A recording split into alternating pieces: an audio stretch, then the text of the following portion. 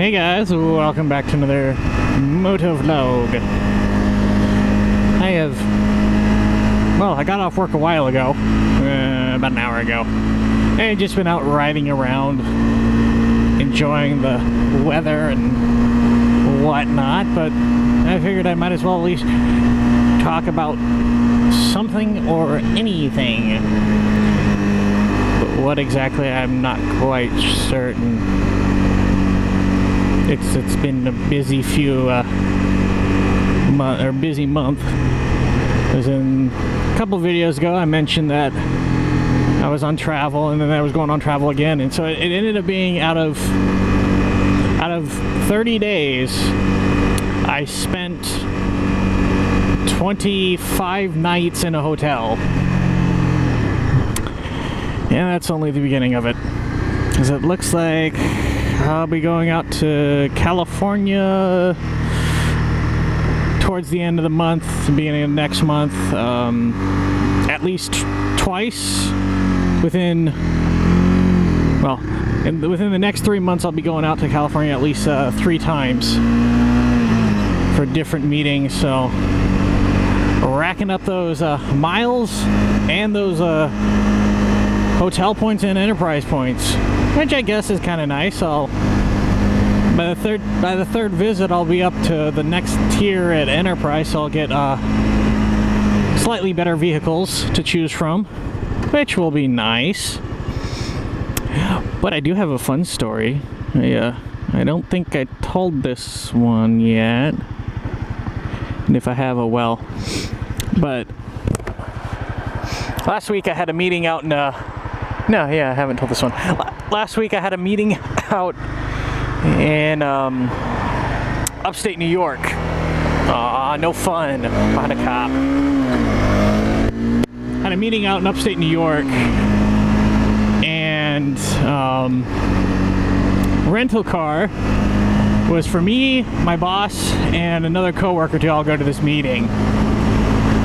And went to go rent the car. I chose a full-size because there's 3 of us. Our company policy allows us to choose a full-size vehicle when there's more than 2. So I chose a full-size vehicle.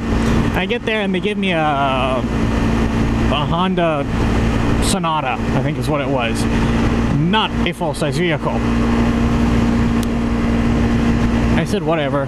Took it, went and filled it up with gas, and go back to the office to pick everyone up, and I tell my boss what it is, and he's like, I want something bigger. Okay, and it was a 2018 bare bones Honda Sonata. So he said he wants something bigger. And I had chosen full size, but that was a compact, so I was like, okay, let's see what I can do. Go back to the enterprise, say, hey, my rental agreement said full size. This is a compact. Can I get something bigger? I've got some people who need leg room. And they come back with we've got a Chrysler Town & Country. Yeah, I prefer something not minivan. Okay, let me go get you this SUV.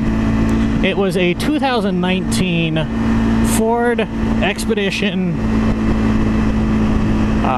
Max Limited with 5,000 miles on it. It had all the bells and whistles. Heated and cooled seats, heated steering wheel. When you lock the car, it automatically folded in the side mirrors. What else? When you opened the car door, the driver's seat went back to a relaxed position further back, and the running boards automatically came out. It was nice. It was kind of fun to drive. I think it was a V6 turbocharged. Got 17 miles to the gallon, but it would get up to speed pretty decently with that turbo. It had nice little boost gauges and that kind of stuff, so you could see what was going on. And it had the towing package with it, so you could set up for towing, but of course I didn't need to, so why bother? But it also had inclination readouts. So there were some hills that we take on the way back that I think the steepest I saw was an 8% grade. It was just pretty darn steep. But it was enjoyable. It was an enjoyable trip. I mean, first day was 12 hours straight of meetings. And then you go and have dinner for another hour and a half, 2 hours with the same people that you just sat with for 12 hours. Second day was 8 hours of meetings and then having to drive home for 3.5, 4 hours. So it was both days really long, but enjoyable nonetheless. So, downside when I first got there, the hotel room that I got, I'm on the 3rd floor, so it was nice. Out of a 3-star hotel, so no one running overhead kind of thing. But I get into the room and it's 75 degrees inside the room. So way too hot for me. I immediately turn on the air conditioner and it doesn't come on. I wait. After 10 minutes, I'm like, okay, something's not right. I even tried turning on the fan to set that to on so it would come on regardless of the air conditioner. That didn't do anything. And then I reset the circuit breaker. Tried that. Nope, nothing. At which point I pulled out my phone and brought up the app for Marriott's app and messaged the hotel saying, hey, my air conditioner isn't working. 10 minutes later, they had a tech up at my room to take a look, and he tried a couple things and couldn't get it to come on, and I said, it's like, I like it cold. It's like, well, I just put in a new air conditioner in a room 3 doors down. Let me go check that room, see if anyone's there. He checked it, no one was there. Came back, said, I'll move you over to that room. Went in, brand new air conditioner.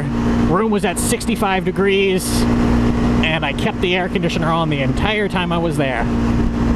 Oh, it was lovely. I am much more of a cold weather person, so I don't mind being up here at the north and riding in the winter like I've done. Yeah, at 20 it's uncomfortable. Well, I mean, at 30 is kind of where I cut off riding, so wind chills at 20 and below are kind of uncomfortable, but doable. So, that was an overall good trip. Dinner that night wasn't bad either. It was, I had the, what is it? It's at a restaurant called Delmonico's in upstate New York, and I had the veal parm, basically. Really nice.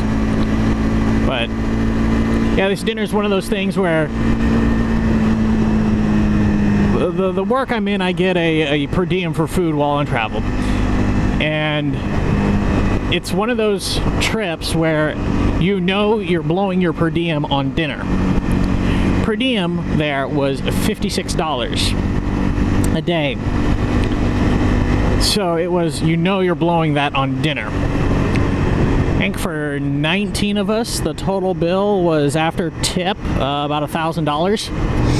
And it's relatively evenly split. I say relatively. Those who drank alcohol paid $60 a person. Those like myself who did not drink alcohol paid $50 a person. And we had like 50 bucks extra after tip and everything, and that went to buy donuts for the next morning.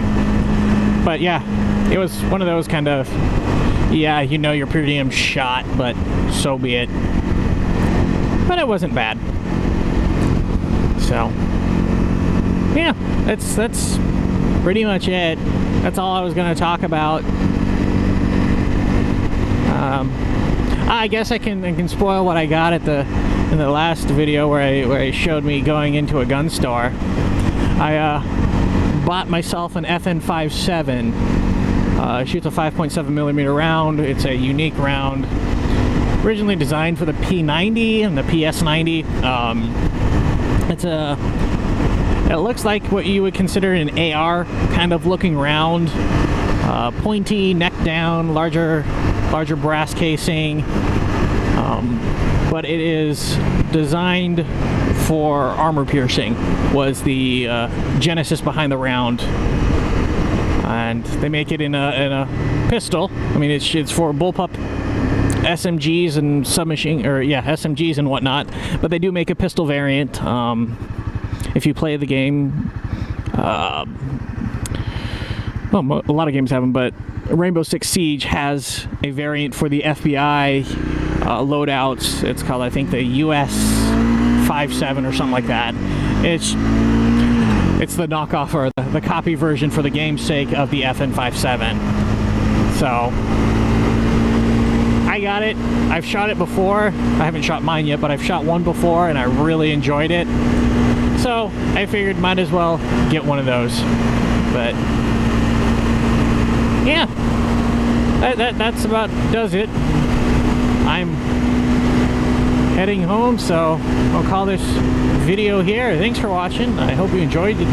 If you did, do consider leaving a like and a subscribe. I've never liked subscribing, but I suspect most of the people that watch it, all like 2 of you, are already subscribed.